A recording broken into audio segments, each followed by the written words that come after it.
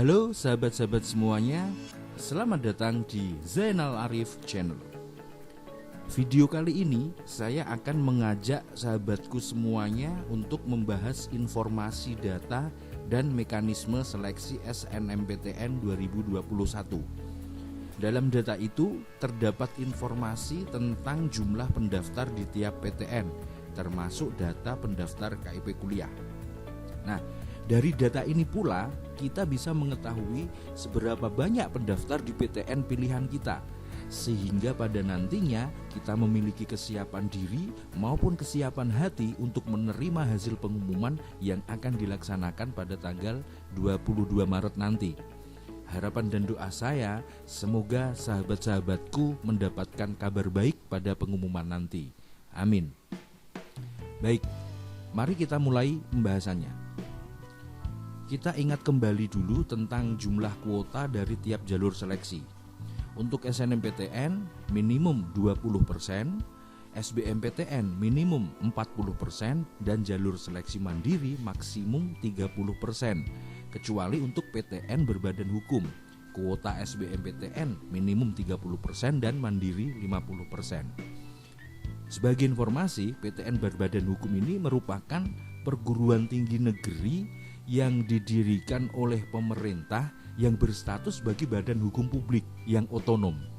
Artinya apa? PTN ini memiliki otonomi penuh dalam mengelola anggaran rumah tangga dan keuangan. Selanjutnya, untuk bisa diseleksi melalui jalur SNMPTN, baik sekolah maupun peserta harus memenuhi persyaratan yang ditetapkan. Jika sekolah memenuhi persyaratan, akan tetapi siswanya tidak, maka siswa itu tidak diikutkan dalam seleksi. Misalnya, ada siswa yang mengambil jurusan seni atau olahraga, tetapi tidak mengunggah portofolio seperti yang telah ditentukan, maka siswa itu akan menjadi tidak diseleksi atau tidak diikutkan dalam SNMPTN. Berikutnya, jadwal kegiatan SNMPTN. Pendaftaran sudah kita lakukan pada tanggal 15 sampai dengan 24 Februari lalu. Seleksi prodi pilihan 1 dilakukan pada tanggal 1 sampai dengan 10 Maret 2021.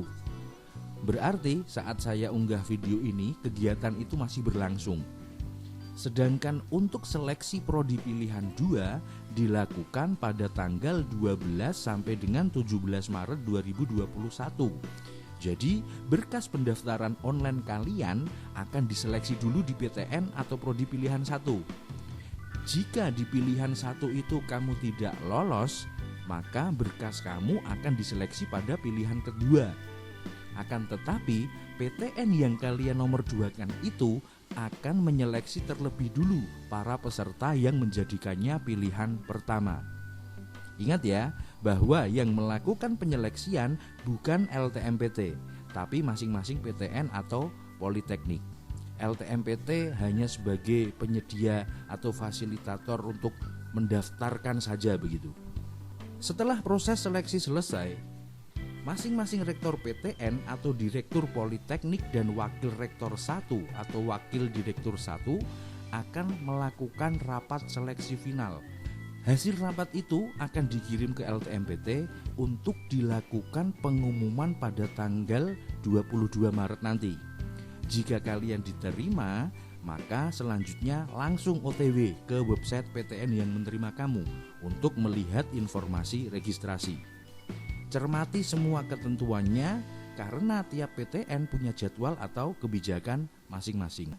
Data sekolah dan pendaftar SNMPTN.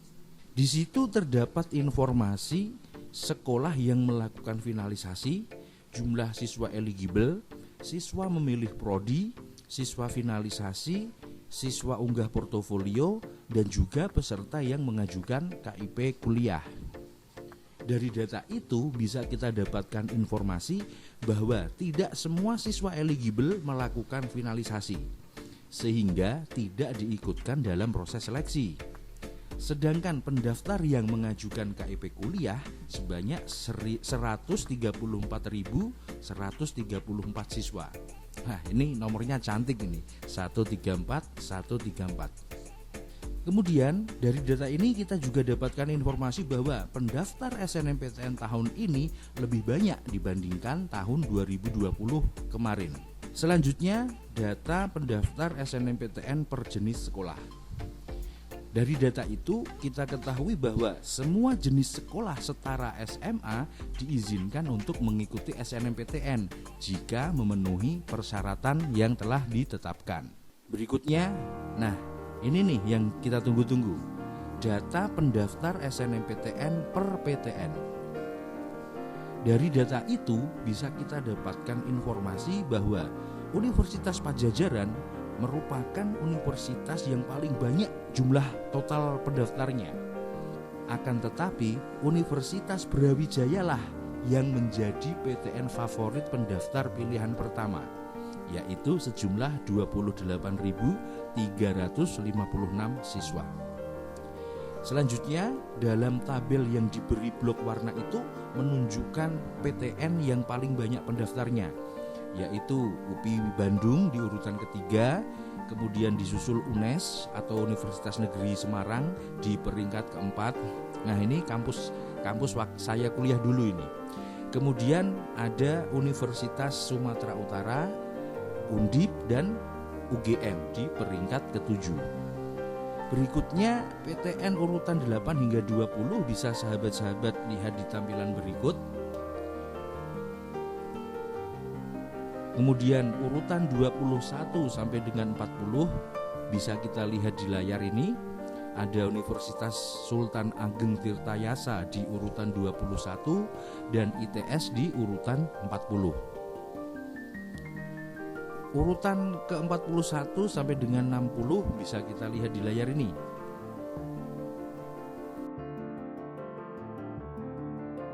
Kemudian urutan 81 sampai dengan 100. Selanjutnya urutan 101 sampai dengan 120 dan terakhir urutan 121 sampai dengan 126. Selanjutnya data pendaftar KIP kuliah SNMPTN. Urutan 1 paling banyak ada di UNES atau Universitas Negeri Semarang dengan jumlah 5.514 pendaftar. Di urutan kedua ada Universitas Brawijaya dengan jumlah pendaftar KIP kuliah sebanyak 5.022 siswa. Kemudian PTN lain hingga urutan 20 bisa sahabat-sahabat lihat di tampilan layar ini. Berikutnya urutan 21 sampai dengan 40 terbanyak. Dan ada ITS ini, Institut Teknologi 10 November yang paling sedikit pelamar KIP kuliahnya. Baik, kita lanjutkan data pendaftar SNMPTN per provinsi. Provinsi asal pendaftar terbanyak adalah dari Provinsi Jawa Barat sebanyak 93.073 siswa. Disusul Provinsi Jawa Timur dengan jumlah 82.766 siswa dan ketiga berasal dari Jawa Tengah sebanyak 69.907 siswa. Untuk provinsi lainnya bisa kita lihat di tampilan layar itu. Kemudian dari data itu juga kita ketahui ada pendaftar dari luar negeri sebanyak 40 siswa yang mengikuti jalur SNMPTN. Selanjutnya data pendaftar bidang seni dan keolahragaan. Untuk bidang olahraga sebanyak 4.024 siswa, sedangkan bidang seni sebanyak 9.389 siswa. Secara rinci untuk tiap bidang itu bisa kita lihat di layar ini. Sedangkan jumlah portofolio untuk masing-masing PTN bisa kita lihat dalam tabel data berikut. Sahabat-sahabatku semuanya, demikian informasi yang bisa saya berikan. Mudah-mudahan informasi ini bermanfaat. Tetap semangat, tetap optimis, tetap berpikir positif, dan tak lupa selalu berdoa memohon pertolongan pada Sang Maha Segala-galanya. Semoga ada kabar baik di tanggal 22 Maret 2021 nanti. Salam hangat untuk sahabat-sahabat semuanya. Saya Zainal Arif.